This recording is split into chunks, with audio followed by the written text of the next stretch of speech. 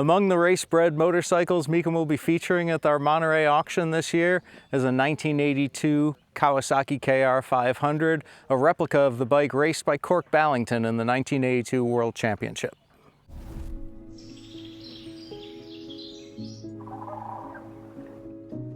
It's the leader now, the Green Meanie, the Kawasaki of Cork Ballington, and Ballington crossed the line first. This motorcycle is a Kawasaki KR500cc two-stroke. This example is one of two motorcycles given to Cork Ballington. The engineering was magnificent. It was all beautifully made. Adjustable front axle. You could change the trail in a flash with that and really dial in what you wanted it to do in the corners. I believe it produced more horsepower than the Suzukis, Hondas and Yamahas. Just the way it's all held together.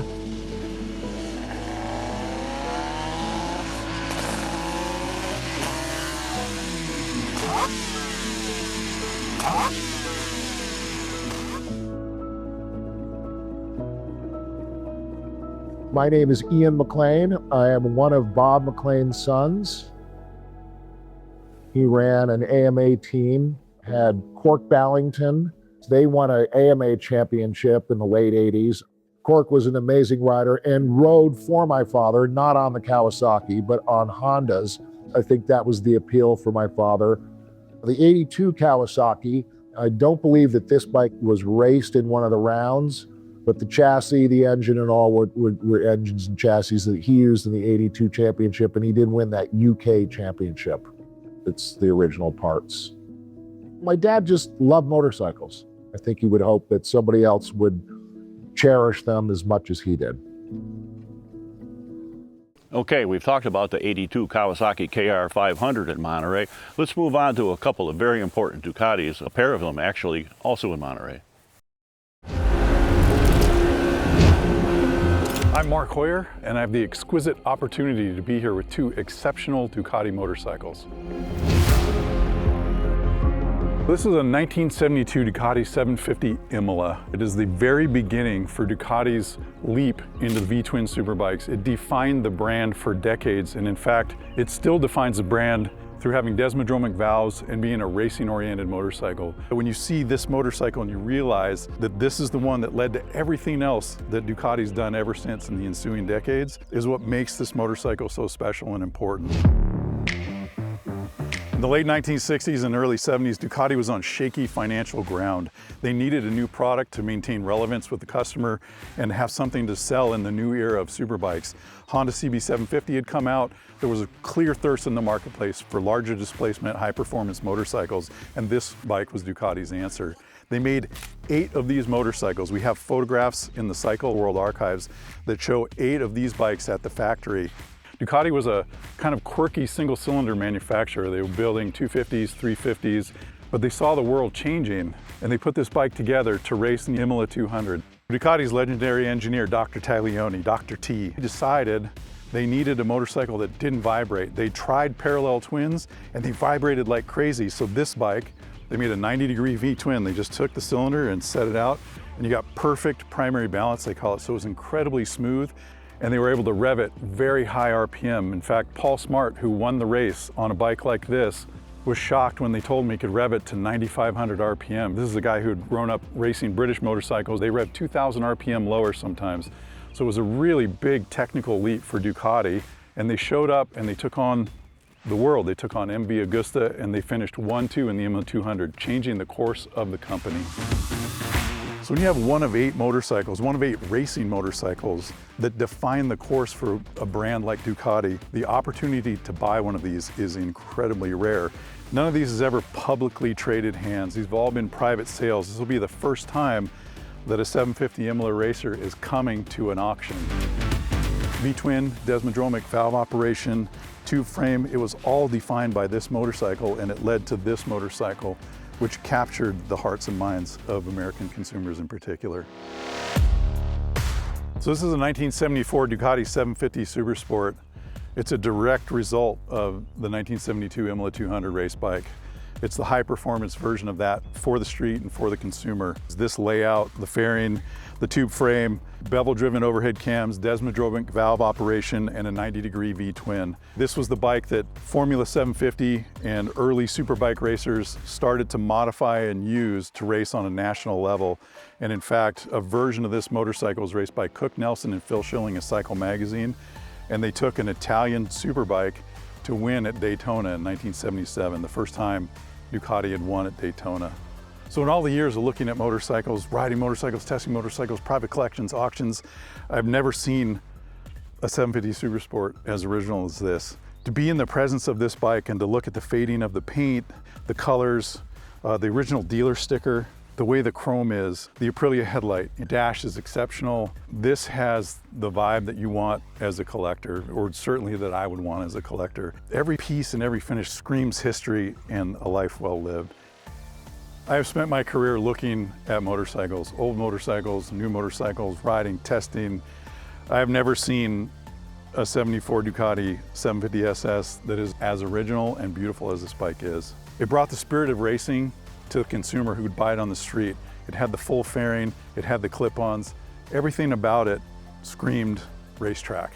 So it's a super rare opportunity to get a chance to own a bike like 750 Imola, but you also would have the chance to get a 1974 Ducati Supersport, the bike that was inspired by the race bike. Someone would have the opportunity to own both of these bikes that so defined Ducati's ensuing decades. These two exceptional Ducatis will be at Mecum Auctions Monterey 2026, August 13th to 15th.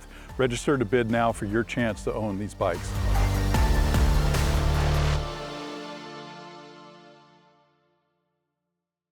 Mecum is proud to present at our Monterey auction two exquisite motorcycles, each a winner of Best of Show at the Quail Motorcycle Gathering, a 1939 Miller Balsamo 200 Carinata and a 1951 Mondial Bilbao Grand Prix Racer.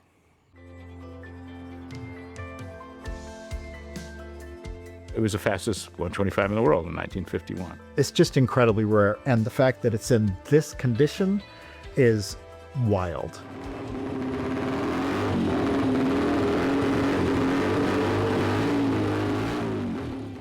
Both perfect machines for an architect with an eye for design. These bikes really deserve a public exposure, I think. They are important historically and just an inspiration because they're both so beautiful.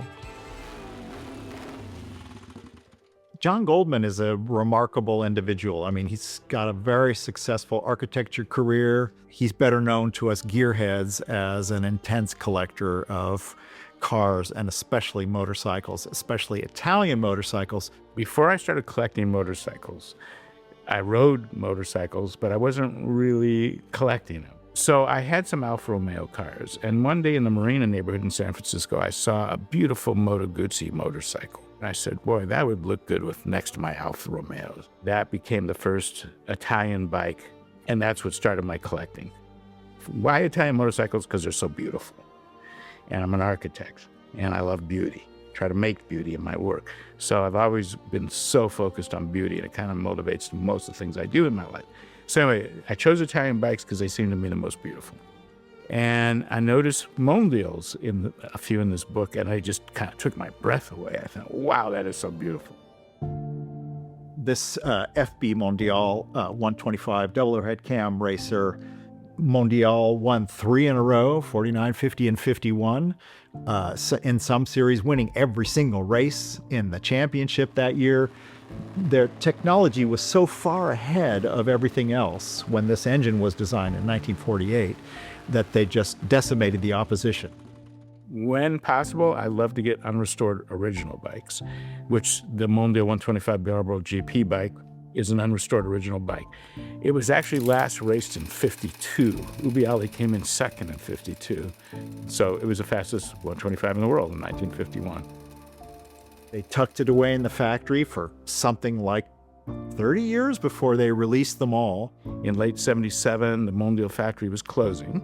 Narini told me that it was Ubiali's World Championship bike from 51. I met Carlo Ubiali not long after I purchased the bike, and he was happy to see that a fanatic was taking care of the bike, his former bike. The bike currently wears its 1952 tank, 1952 tires. The tires are Pirelli 2.0 by 21. I can't even find tubes of that size, much less rubber of that size. And it runs great. The original Grand Prix machine, World Championship, original paint. I mean, that's the holy grail. There is nothing more collectible.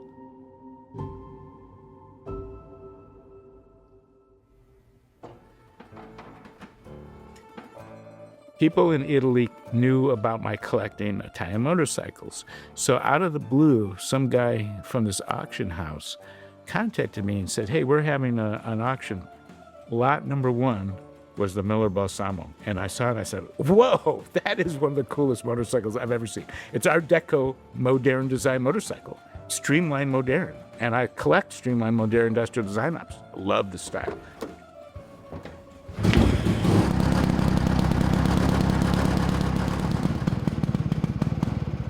The Miller Balsamo Carinata is an icon of pure design. It's incredibly rare, and it's an incredibly rare example of that particular style of design, the streamlined modern movement. This is all about streamlining and speed. Now, do you need that in a 196cc two-stroke that can go faster than 53 miles an hour? No, you don't. But it looks so fast. It looks so cool. And that's what Italian futurism was about to some extent. Motorcycles built in that style are also extremely rare. There were very few completely enclosed and streamlined motorcycles in the 1930s. The bike's been fully restored, but it didn't need much mechanically. I was able to start that bike when it arrived here. It's really an extraordinarily beautiful motorcycle. No wonder it won Best of Show, hands down unanimously at the Quail. The way this enclosure merges with the headline enclosure, though, that's complex. That's complex bodywork. I love the passenger peg. Not that there's a passenger seat. No. And I've never seen any photo or any indication that there was ever like a place to sit for passengers. So they're just sitting right on the fender. Ooh. I don't know if you noticed the trapezoidal front end, which so many motorcycles back then used, and that uses. You expect to see telescopic forks in 1951, but these are girders. Mondial didn't go to the more modern telescopic front forks until 54. Wow. Providence Mondial race bikes. If it came from that Marini Valgrande collection, Providence is unquestionable. Because he bought it all from the factory. Right from the factory. Otherwise, if there's a Mondial race bike for sale, let's say in Italy, very questionable. Yes. And there's the original scrutineering tag, the Aston Centennial Classic, 1998. This is where Carlo Ubbiali rode this bike again. In 51, they didn't have this beautiful recess for the tag. So this is 52. And notice the size of the tank is pretty big because it's for the Isle of Man. Oh, and people wonder, well, is this for a passenger? I said, no. If you look at the running start, yeah. So this is the initial seat and the racing seat. You're down on the tank. So this, you'd see strapping on like a pad. It was a tough sport back then. It was very tough. Well, what an exquisite little machine. Again, it's a type of thing that would be best in a museum, I think, somewhere. The world should see these because they are important historically and just an inspiration because they're both so beautiful. You've seen it all. Now we'll see you in Monterey.